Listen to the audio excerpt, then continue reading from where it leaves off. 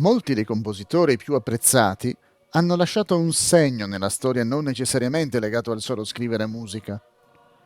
Alexander Baradin, 1833-1877, era anche un medico e uno scienziato.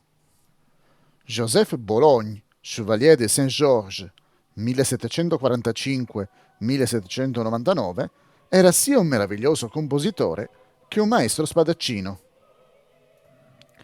Carlo Gesualdo da Venosa, 1566-1613, il protagonista di questo episodio, fu un notevole compositore e un assassino. Proprio così, nel 1590, Gesualdo uccise sia la moglie che il suo amante. Secondo la leggenda, li accoltellò uccidendoli dopo averli scoperti insieme a letto. Poi tornò a scrivere alcuni dei madrigali più straordinari della sua epoca. Ecco la storia della straordinaria vita di Gesualdo. Carlo Gesualdo da Venosa è stato un compositore, liutista e nobile italiano. Proveniva dalla nobile famiglia Gesualdo, che aveva acquisito il Principato di Venosa nell'Italia meridionale nel 1560 grazie a una bolla papale.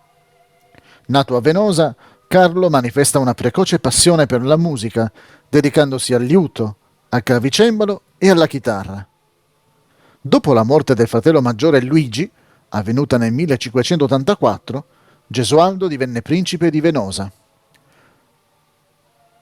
Dopo aver abbandonato ogni aspirazione ecclesiastica o politica, si concentrò sulla musica e sulla composizione. Le sue composizioni includono madrigali, mottetti e opere sacre.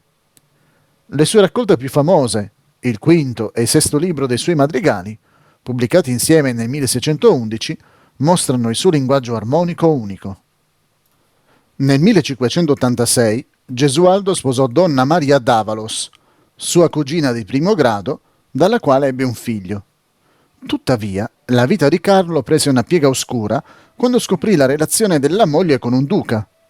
Consumato dalla gelosia, nel 1590 Gesualdo uccise sia la moglie che il suo amante. Questo atto scioccante gli valse notorietà, ma a quanto pare nessuna conseguenza legale. La madre di Gesualdo era la nipote di Papa Pio IV. Questi potrebbe averlo aiutato a evitare eventuali conseguenze per aver commesso quel duplice omicidio.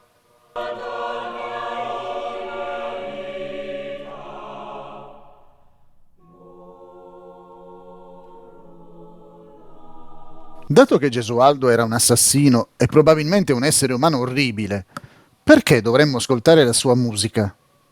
Perché le sue composizioni esibiscono un linguaggio cromatico che non sarebbe stato più ascoltato fino alla fine del XIX secolo.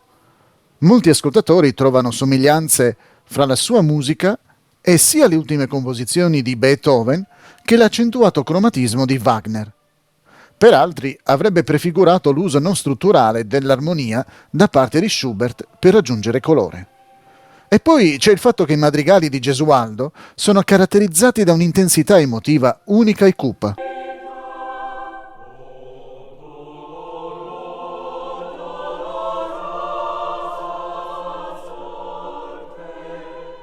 Se ti restasse solo mezz'ora di vita e dovessi scegliere fra l'ascolto di musica scritta da Gesualdo o da Monteverdi, quale sceglieresti? Hai risposto Monteverdi? Fra i due compositori, questi è stato senza dubbio il più grande. Ma se avessi un'ora di vita, potresti dedicare 30 minuti anche a Gesualdo? Erano quasi contemporanei diretti. Claudio Monteverdi è nato per primo. Fu battezzato il 15 maggio 1567 a Cremona. Gesualdo nacque probabilmente il 30 marzo 1566, quindi la nascita di Monteverdi precede Gesualdo di pochi mesi. Nella storia della musica, Monteverdi è stato più importante. Le sue monumentali composizioni, fra cui i sorprendenti vespri corali del 1610, sono fra le più grandi composizioni musicali mai scritte. Mentre la musica di Gesualdo sembra oscura e sinistra, quella di Monteverdi brilla della luce dell'umanesimo. E poi c'è il fatto che Monteverdi, insieme ai suoi contemporanei fiorentini Jacopo Peri, compositore 1561-1633, e Ottavio Rinuccini, librettista 1562-1621, inventò l'opera. Gesualdo non compose opere. Monteverdi fu un'importante figura di transizione fra il periodo rinascimentale e quello barocco, componendo sia opere profane che sacre, tra cui madrigali, opere corali e strumentali. Al contrario, Gesualdo eccelleva nelle forme più brevi, in particolare nei madrigali. La musica di Gesualdo si caratterizza per il suo cromatismo e per le pratiche armoniche estreme. Le sue composizioni sono caratterizzate da intense dissonanze ed esplorano oscure profondità emotive. Anche Monteverdi amava la dissonanza, che però impiegava con più parsimonia, spesso per aggiungere svolazzi coloristici al testo cantato. Un'altra differenza è che fra i due compositori, Monteverdi era il più grande maestro del contrappunto.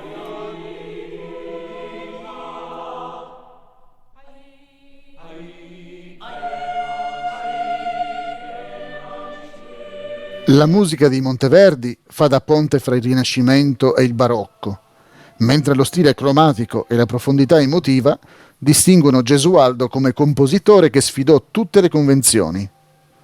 Entrambi i compositori hanno lasciato un'eredità duratura e i loro approcci distinti continuano ad affascinare il pubblico di oggi.